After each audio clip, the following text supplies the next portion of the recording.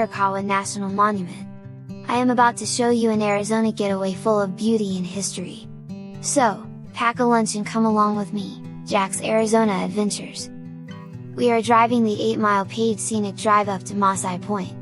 No worries, the entrance fee is absolutely free.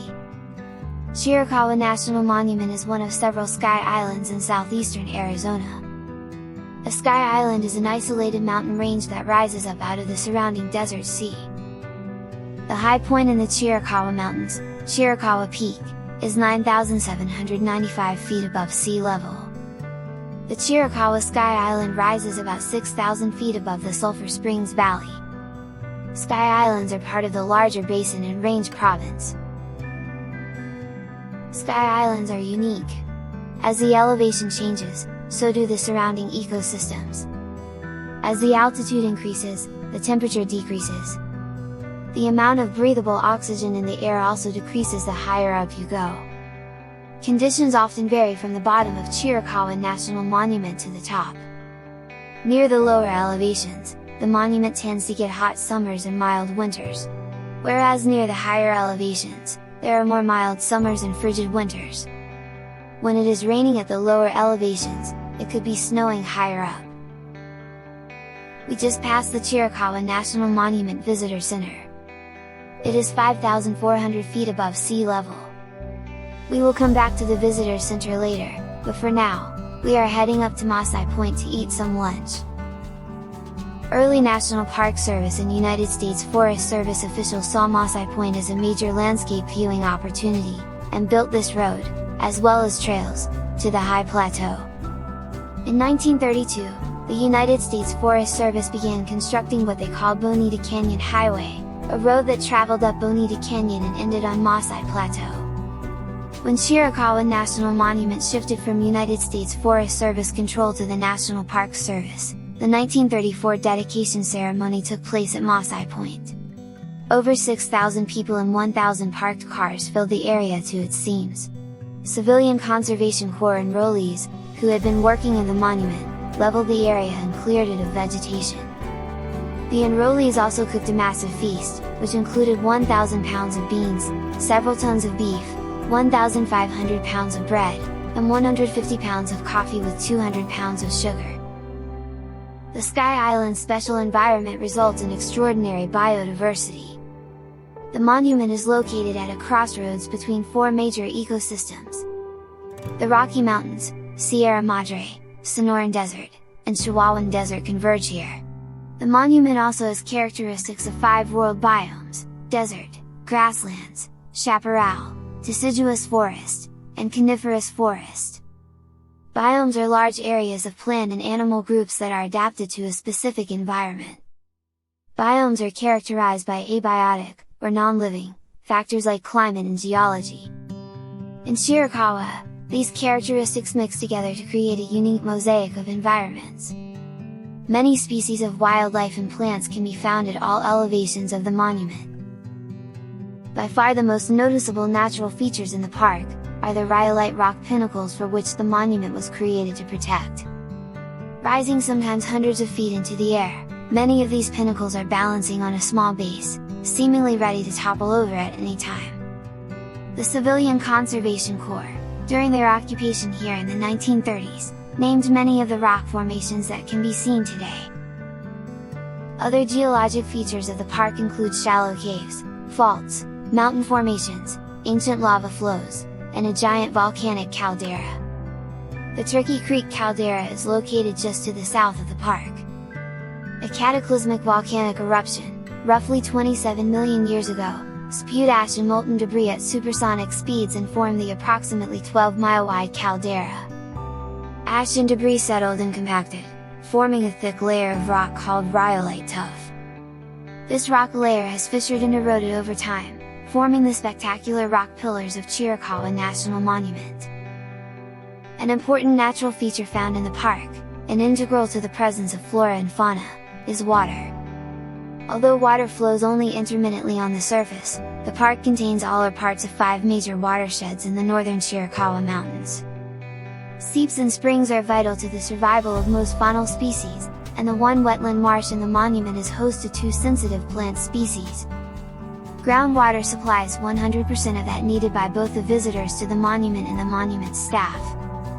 The combination of these natural features is related to geology and water, along with other resource necessities, have helped to determine the floral communities of the monument. Rich in diversity, the monument boasts many plant communities, including grasslands, deciduous and evergreen forests, scrublands, and deserts. These plant communities intermix throughout the monument, creating a truly diverse mosaic of species associations. Chiricahua National Monument is enveloped in the Coronado National Forest, creating a large block of relatively undeveloped land and containing a variety of habitat types. As a sky island, elevational changes provide animals 5 different biomes to use. Large mammals, such as the black bear and mountain lion, have enough space to find the resources they need in order to survive. The forests and grasslands provide food and shelter for cows, white-tailed deer, javelina, and others. Many smaller mammals also occur within the monument. Several species, such as the cotamindi and the Chiricahua fox squirrel, have limited range in the United States, but are a fairly common sight at the monument. There are also mice, rats, including kangaroo rats, skunks, ringtails, raccoons, rabbits, squirrels and chipmunks, foxes, coyotes, bobcats, javelina, peccaries, and bats. In fact, there are 16 species of bats in the Chiricahua Mountains, including several nectar bats, which feed on the pollen and nectar of flowering plants, in much the same way as the hummingbirds do. The Chiricahua Mountains were also historically the home of the jaguar, North America's largest cat. Although rarely seen since the 1940s, the jaguar is listed as an endangered species in the United States, and occasionally they are seen wandering north of the Mexican border. The ocelot is a smaller cat that has also been documented historically in the Chiricahua Mountains. As with the jaguar, the ocelot is listed as endangered, and is rarely seen. Often killed for their skins or to protect livestock and poultry, these animals are now being managed in order to try and increase their numbers and recover dwindling populations. Because cats are secretive and solitary, it is difficult to monitor their progress, but it is important to retain any remaining habitat, so that if their populations do come back, they will have somewhere to go. We are hopeful that these animals will someday be more common at the monument, as predators play an important part in a healthy ecosystem. Over 30 kinds of snakes are here, more than a dozen lizards, and even a turtle. Remember, reptiles and all other animals, and plants, are protected in the monument. It's hard to come here without seeing at least one spiny lizard, hanging out on the wall at the visitor center or dashing along the rocky trails. Look for spiny lizards and whiptails on walls, boulders and trees, moving quickly and defying gravity by hanging upside down, sideways and on seemingly smooth surfaces. Other species, like the Great Plains skink, are harder to see, preferring to hide under rocks and logs. The cryptically colored horned lizards, known to many as the horny toad, can hide in plain sight, blending well with the gravel and debris on the ground.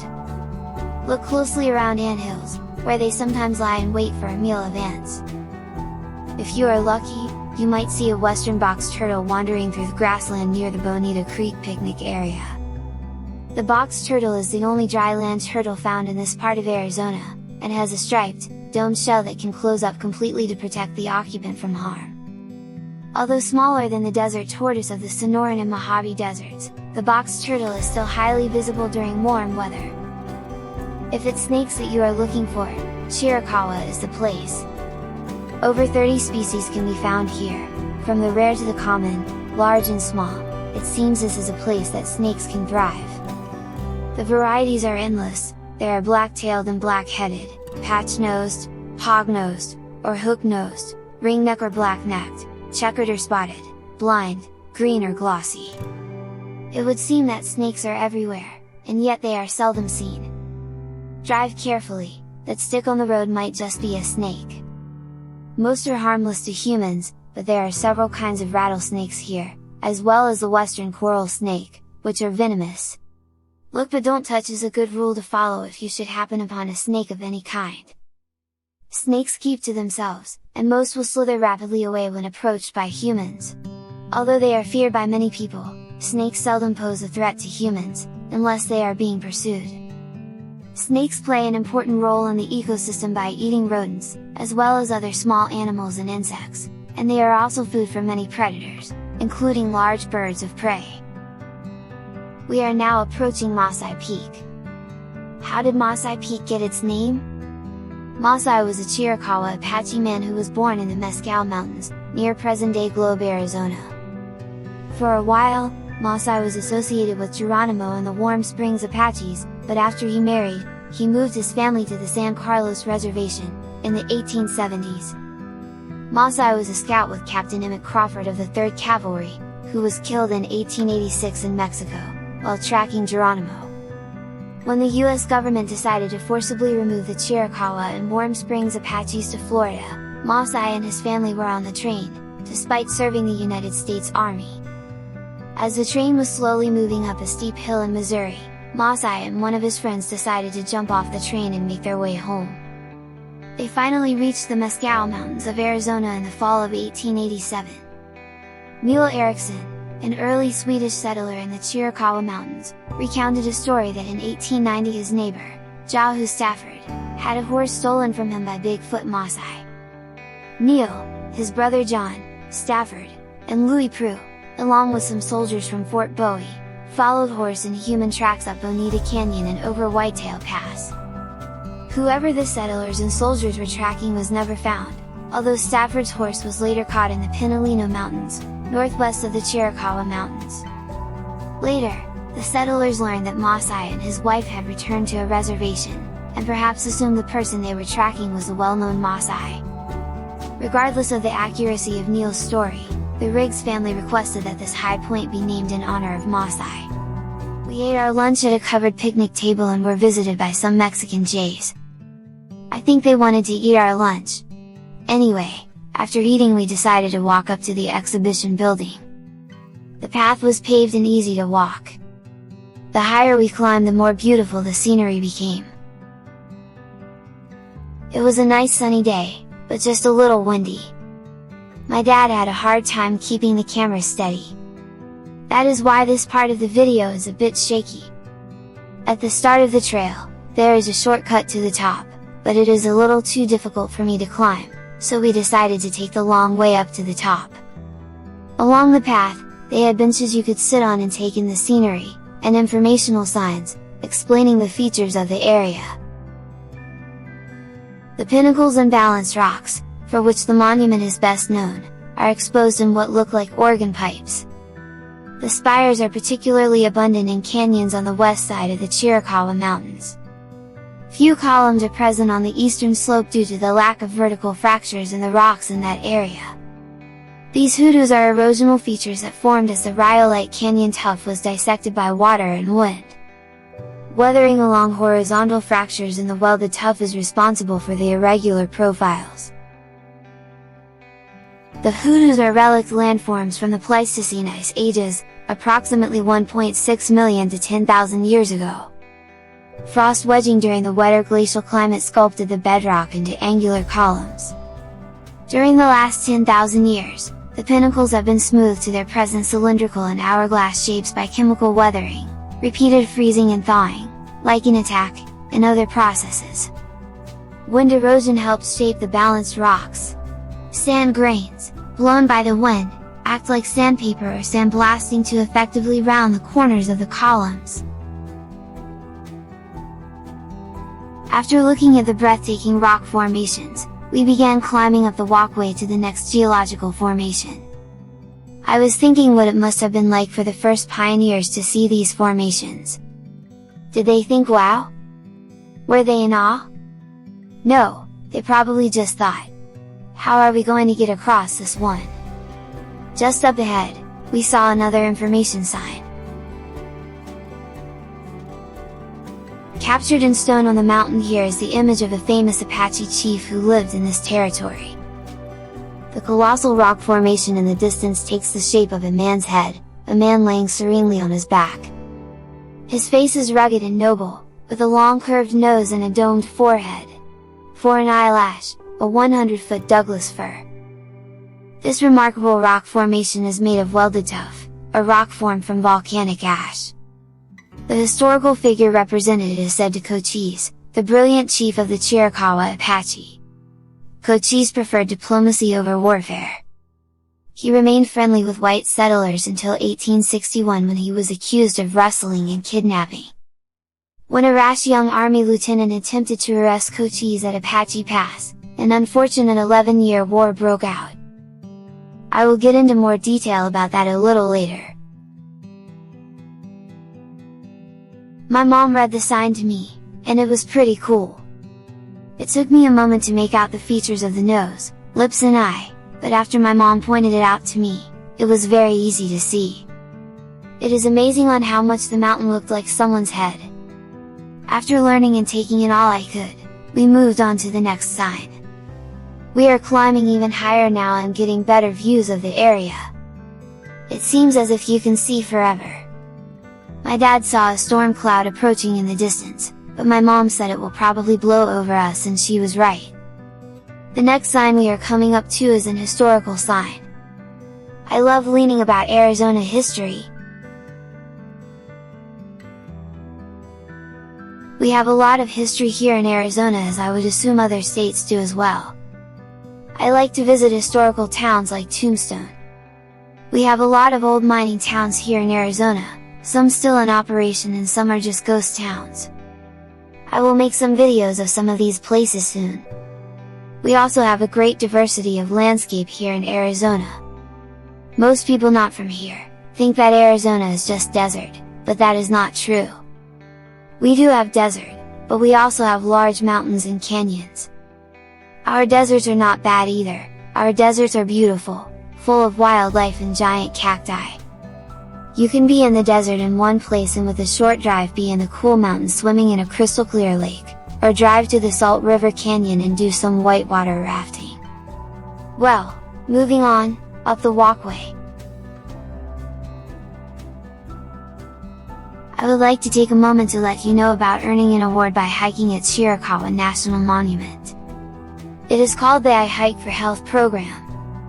The I Hike for Health program is a hiking challenge you can attempt on your own or with your friends and family. Stop into the visitor center to learn about the challenge and to earn your award, a Chiricahua National Monument pin, while hiking some of the most beautiful trails in southeast Arizona. Looking east from here is Harris Mountain and beyond it the San Simon Valley.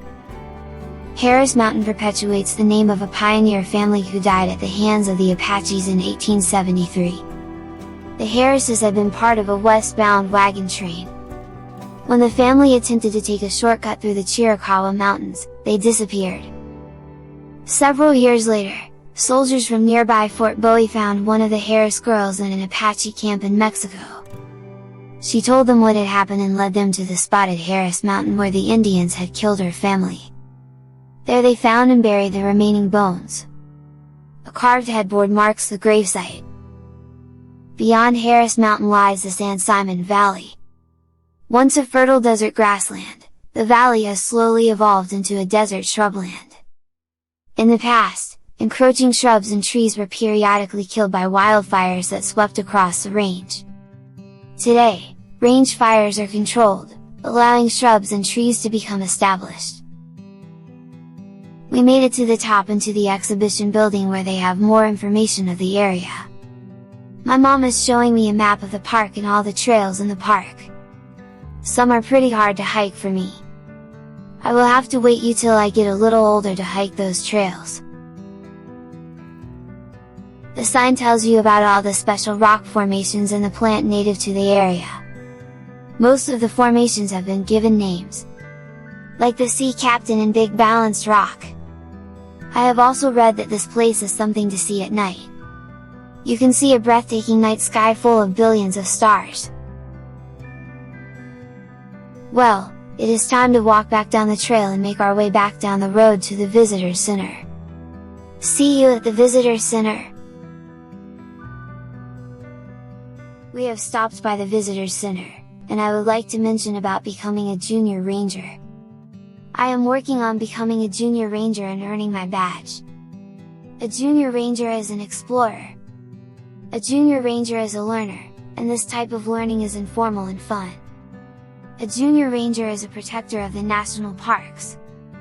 Junior rangers discover things they can do to help make sure there are always parks to visit in the future. When I have completed my activity book, I will be sworn in as a junior ranger and receive a badge and certificate. The visitor center has a nice gift shop and a section with displays. Here, I am looking at the birds of the area display. I will talk more about the birds of the area in a short while. I am really having a good time. Can you tell? They also have a game that is pretty fun. It's called, What Animal Am I? My dad did not want to show all the answers. He did not want to ruin it for future visitors that watch my video. We did see some of these animals during our visit here. We did see a flock of this animal before we left the park, but did not catch them on video. The sun was in our camera, and they did not show up very well.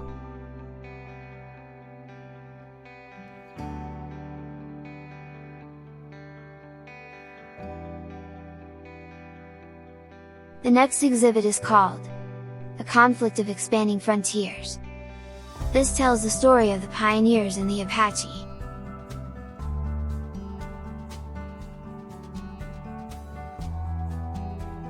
This exhibit is called, The Chiricahua Apache. This tells the story of who they are and displays some of their tools, moccasins, and how they lived. The visitor center has a table in the back for us kids to sit down and work on our junior ranger book. That is what I am doing now.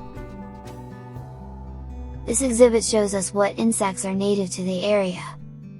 I don't know how you all feel, but I don't like bugs too much. This exhibit shows us what was used in a fly camp. It shows the cookware, and some of the other supplies they would have with them. I like the Cracker Jacks.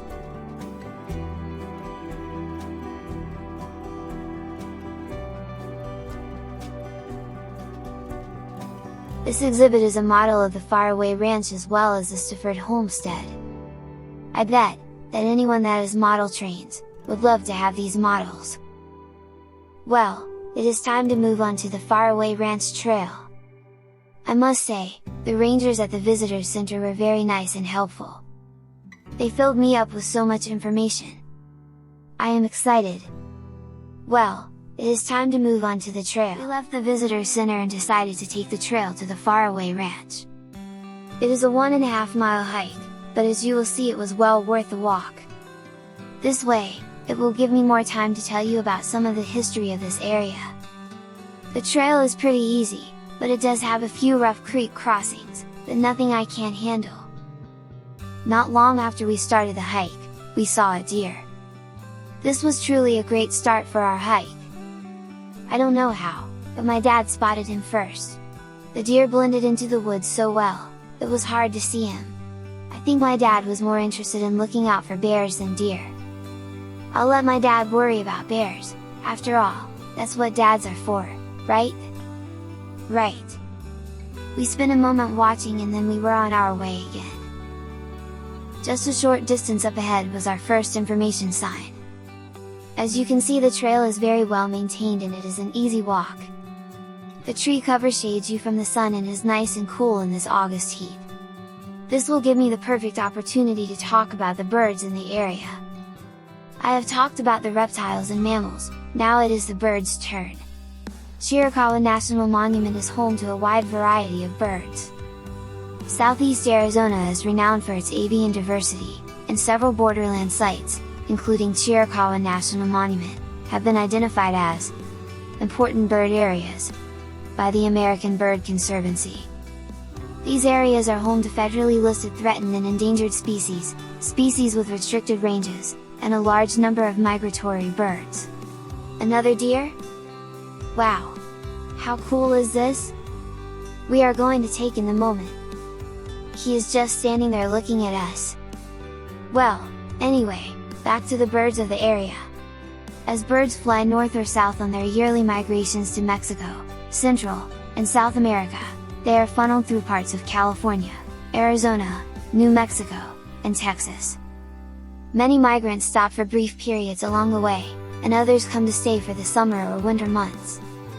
There are always interesting birds to search for at the park, like Mexican jays, acorn woodpeckers, canyon wren, white-breasted nuthatch, 3 different towhee species, northern flickers, raven, turkey vulture, and many birds of prey. This is one of the few dry creek crossings I had mentioned. It was a little difficult for me, but I made it with a little help from Mom.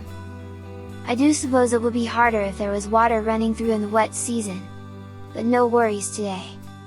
This part of the trail is a little rocky, but they do have steps made out of the same surrounding stone. It is pretty cool. Nothing too hard for a kid to take on. My dad got in front of us because he said he is looking out for rattlesnakes. My dad said that he does not want any misunderstandings with a rattlesnake. We are pretty used to rattlesnakes. We get them in our backyard from time to time because we have a desert behind our property. We just call the fire department so they can relocate them to a new home. As we climb the steps, the trail flattens out and is smooth sailing. Even though this hike is pretty easy, I would like to encourage everyone that when you do go on a hike that you should always bring water with you. Now back to the trail. As we moved along the trail, we came upon 2 more deer. They knew we were there but did not give us any concern. They kept to themselves, as so did we. My dad said that deer usually run when they see someone, but not these deer. They seem to know that they are safe here. It is like you could go right up to them and pet them. But my dad has rules. You do not go up to a wild animal and you do not feed wild animals. This could result in breaking Dad's #1 rule. Don't get dead. We crossed another dry creek bed and the deer walked along on each side of us. This creek bed was not as bad as the last one. I'm just a kid, but I think this trail is easy enough for most people to hike of all ages. Anyway, back to the deer. The deer walked alongside of us for a while. I think they were just enjoying their late afternoon meal. Well, I am sorry to say that it is time to say goodbye to the beautiful deer. I could stay longer and watch them, but we have more trail to explore. We hiked the trail a little longer and now we are getting into the history of this area. The people who were here over 100 years ago that made all this possible for us to take in. Be warned. History is history. What has happened has happened. Some things were bad. Some things were good. Keep in mind that it has led us to this moment in time. Southeast Arizona has been home to the Chiricahua Apaches for centuries. As the United States expanded with the Gadsden Purchase and white settlers began moving to the region, tensions increased between Native Americans, early pioneers, and the military. A few specific events set the eventual stage for Buffalo Soldiers to be stationed in Bonita Canyon. As part of the Geronimo Campaign, a concerted effort by the U.S. government to recapture Chiricahua Chief Naish, Geronimo, and their families, soldiers were stationed at every water hole along the border. Bonita Canyon, now within Chiricahua National Monument, has springs and creeks, so Buffalo Soldiers made a temporary camp where we are walking now.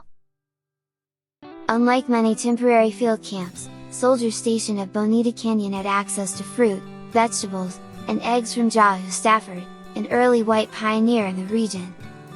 A local rancher, Louis Prue, had a contract with the army to provide beef, so the soldiers did not need to supplement their rations with wild game meat as much as soldiers in other locations did. When Troops E and H were at Bonita Canyon together, almost 100 men filled the little valley. Troop I, with 50 men, replaced Troops E and H on May 1, 1886. The camp at Bonita Canyon was a tent camp used in 1885 to 1886 by 10th Cavalry Buffalo Soldiers during the Geronimo Campaign. Over its period of use, 3 troops of the 10th Cavalry were stationed at the camp at various times. The camp at Bonita Canyon, the camp, was a typical detached frontier military post. It consisted of typical army tents for the soldiers, a cabin for the officers, where the faraway ranch main house is today, a kitchen tent, and a stable. This is a sketch of what the camp may have looked like in 1886. Chief Cochise was leader of the Chokonen band of the Chiricahua Apache, local to the Chiricahua Mountains, in the mid-1800s. He was a natural-born leader. His father-in-law, Chief Mangus Coloradas, who was chief of the Membrino band, helped him foster these skills. Through this connection, Cochise would gain more influence over the Chiricahua Apache. In 1861, the Arivaipa band of Apache, not a part of the Chiricahua, raided the farm of settler John Ward and were seen heading toward the Chiricahua Mountains, known to be Cochise's territory. The raiders had taken livestock and kidnapped John Ward's stepson Felix Ward. The young and eager Lieutenant George Bascom was ordered to bring the raiders to justice. Bascom invited Cochise to a meeting near the Butterfield Stage Station on Apache Pass. Cochise agreed to meet him and brought along a few of his family members. In the privacy of his tent, Bascom accused Cochise of the raid. Cochise told him truthfully, he had no knowledge of the ordeal, but would help track down those who did. Bascom refused Cochise's offer and his release until the property was returned. Cochise quickly cut a hole in the tent and escaped. Bascom took Cochise's family members hostage. In the days that followed, Cochise ambushed a wagon train and Butterfield stagecoach, taking prisoners of his own. Although both sides wanted to make an agreement, miscommunication and hostilities prevented it. Cochise tried to coordinate an exchange with Bascom, but Bascom refused. Cochise killed his prisoners, and the soldiers killed theirs in retaliation. Among the Apaches killed was Cointura, a favorite brother of Cochise. Cochise was devastated and furious. 1 year later, in 1862, Chief Cochise and Chief Mangus Coloradas assembled the largest war party of the Apache Wars, roughly 200 warriors. With the advent of the Civil War, Union troops were stationed in the area to prevent the Confederacy from gaining the Southwest. On July 15, 1862, about 120 Union soldiers, part of the California Column, were marching east from Tucson. They were tired and thirsty. The soldiers made their way through Apache Pass toward Apache Spring near Fort Bowie. The Apaches probably saw an opportunity to plunder the military wagon train. The Chiricahua attacked the soldiers from the hills above. The Battle of Apache Pass, one of the largest battles in the Apache Wars, ensued. The Chiricahua might have been successful had it not been for two mountain howitzer cannons. In reference to the mountain howitzers, an Apache warrior stated, "We would have won if you hadn't fired wagons at us." Bewildered by the destruction, the Chiricahua scattered and retreated. In the aftermath of the battle, Mangus Coloradas was badly wounded. His warriors carried him all the way into Mexico, where they threatened a doctor into helping him. The first Fort Bowie was built near Apache Pass in spring to guard the area from future attacks. The Apache Wars, though long, were not fought in the manner of most wars. There were very few open battles. Ambushes were common. The Chiricahua did not consider retreat shameful, but a useful tactic. They would usually only engage in open battle if they had greater numbers, the higher ground, or the element of surprise. The Apache Wars lasted 24 years. You may have noticed that there are plenty of benches on the trail for rest and relaxation. Before I move on, I would like to mention the Stafford cabin you will pass on the trail. My dad's camera overheated and shut down, so we did not get any video of it. Jahu Stafford was 46 when he arrived in Bonita Canyon with his 12-year-old wife, Pauline, in 1880. They were the first white settlers in Bonita Canyon, although their neighbor, Louis Prue, had a ranch at the mouth of the canyon. Jahu filed a homestead claim October 17, 1880, and he and Pauline quickly began building a cabin before winter set in. The cabin was originally about 14 feet by 14 feet and made of unpeeled logs with a dirt floor. Unpeeled logs and dirt floors indicate it was built in a hurry. Jahu chinked the cabin with wooden wedges and gravelly mud, and made wooden shakes, like shingles, for the roof. The first spring Jahu and Pauline planted an orchard to the southwest of the cabin. Their large vegetable garden was to the east, near where Silver Spur Meadow is today. The rest of the homestead was hilly and rocky, but suitable for grazing cattle, although they did not have any at that time. By May 23, 1888, when the Staffords officially acquired their homestead, they had improved their land by enlarging the cabin, and building a chicken house, smokehouse, corral, and 4-acre fenced-in garden. The garden and orchard would prove to be the Staffords' biggest source of income. The Stafford orchard cultivated pears, apples, apricots, persimmons, and peaches, although frost killed the fruit crops fairly regularly. The large garden was supposedly watered by a warm or hot spring, which stopped flowing after an earthquake on May 3, 1887, according to family lore. Jahu grew radishes, beans, lettuce, cabbage, onions, pumpkin, tomatoes, potatoes, carrots, parsnips, corn, squash, watermelon, and peanuts. He sold produce to the Buffalo Soldiers Station to the west of his homestead, as well as to Fort Bowie. Faraway Ranch was the home of Swedish immigrants, Emma and Neil Eriksson. Emma Peterson bought a 2-room cabin in December of 1886. After she and Neil Eriksson married in January 1887, they settled on the 160-acre homestead. The couple struggled with farming, so Neil worked in Bisbee as a carpenter, leaving Emma alone 2 to 3 months at a time. Neil and Emma had 3 children, Lillian, Ben, and Hildegard. In 1898 the couple expanded the cabin to a 2-story, board and batten style frame house. In 1903 Neil became the first ranger for the Chiricahua Forest Reserve. With Neil staying home for the first time in their marriage, the house grew again. By 1915 Neil had constructed a 2.5-story building with adobe and board and batten walls. 2 years after Neil finished the house, the Forest Service transferred him to Flagstaff.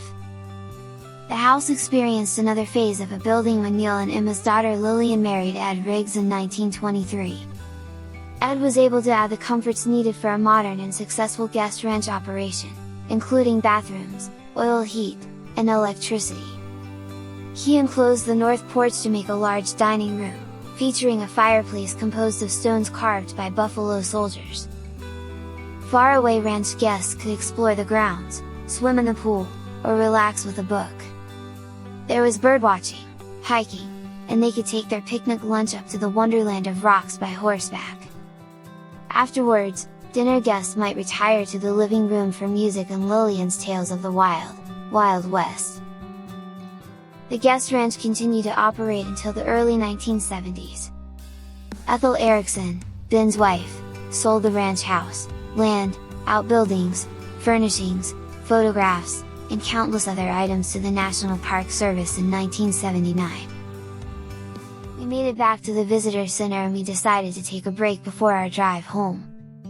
We sat down at a picnic table, and we were visited by some unexpected company.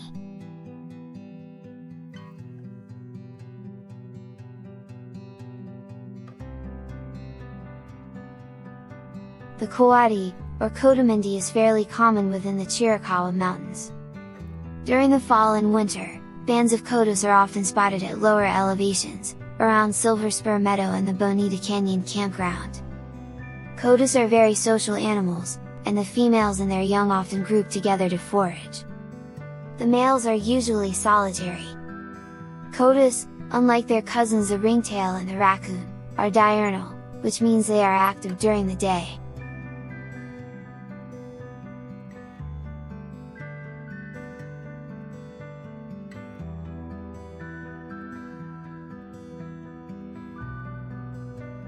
I would like to take this moment to watch them, and then we will move on.